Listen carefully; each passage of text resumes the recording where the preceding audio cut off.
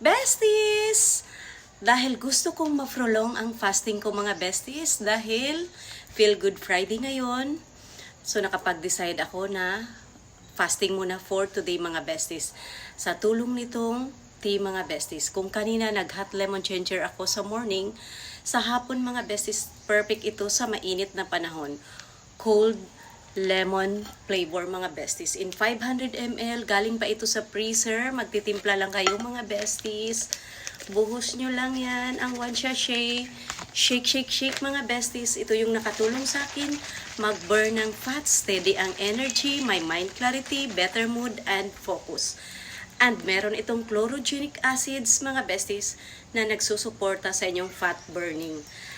Yan yung belly fats ko before and ngayon mga besties na nag-flat na. Sa tulong nitong tea natin mga besties. Kaya daily ko siya iniinom.